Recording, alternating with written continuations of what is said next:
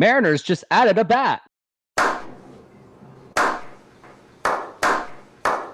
So the Mariners, in case you have not noticed, because I didn't notice until after I was done with church, which I just got home from, I saw that the Mariners just signed Mitch Garver, former Texas Ranger, to a 2-year, $24 million contract.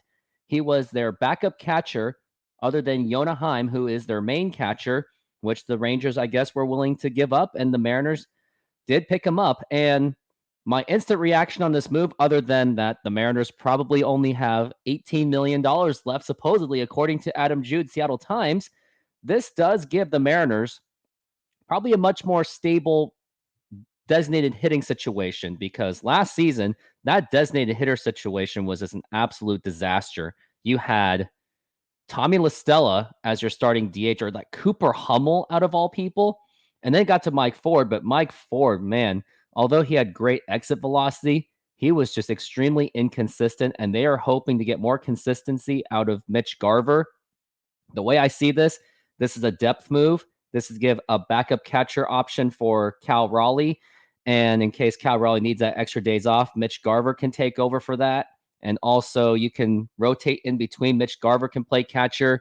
Cal Raleigh can be your designated hitter. So I would like to see the Mariners actually make a move for Cody Bellinger and Blake Snell, but I know that's very delusional. But at least the Mariners, I guess, haven't completely sat on it. But this net better not be the move where they just completely stand pat. So if I were the Mariners, you got to keep going at it, especially going into January. And if you had a New Year's resolution, get Blake Snell and Cody Bellinger if you can, because I don't want to hear excuses of, oh, we don't have much money.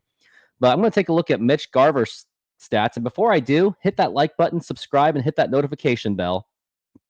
And now here's what it was back in 2023. In 87 games, he hit 19 home runs, 11 doubles, 50 RBIs, 44 walks, and 82 strikeouts, batting .270 with a .370 on base percentage. So he at least did decently do get on base, and he usually does pretty good about that. Especially throughout his career, he has a .342 on base percentage. His best season was when he hit 31 home runs in 93 games back in 2019, where he had a .273 batting average and a .365 on base percentage. I don't really expect him to be the everyday guy, but I will say this, that if he did play in a 162 game season somehow, which I don't think that would happen, he would be around the 150 strikeout guy. So it would be strikeout wise being upgrade over Teoscar Hernandez and Eugenio Suarez on that standpoint. But honestly, this really just fills the designated hitter spot for the Mariners. So clearly they are not done yet, because the Mariners still have to add a third baseman, because I don't like the idea of using Luis Urias. I like using him as a platoon with Josh Rojas. And also left field and right field have pretty significant holes unless Dominic Canzone and Cade Marlowe can step up, which I don't see happening. Or maybe the Mariners bring back Teoscar Hernandez on a much more smaller contract, since he did not get the qualifying offer out of the Mariners, which would have been around $20 million. So I'm hoping, for the Mariners' sake, that they can fill those voids of outfield and at least third baseman. Maybe the Mariners are banking on Dominic Canzone to have a breakout season, which I can't see happening, but what do I know?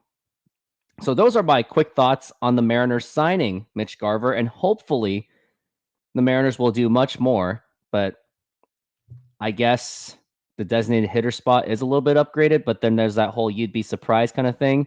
So hopefully Mitch Garver does work out and he is worth the money. 2 years, $24 million. Now you have $18 million. Just kidding. But hopefully the Mariners can make more moves. I know I said that a lot of times, but they really got to make those moves if they want to compete for the World Series, especially for all that salary shedding that they did, because I don't want a tanker of a season. Anyways, that's going to do my quick thoughts. And everyone, Merry Christmas, Happy Holidays, whatever you want to say, preferably Merry Christmas in my opinion, and thanks for watching.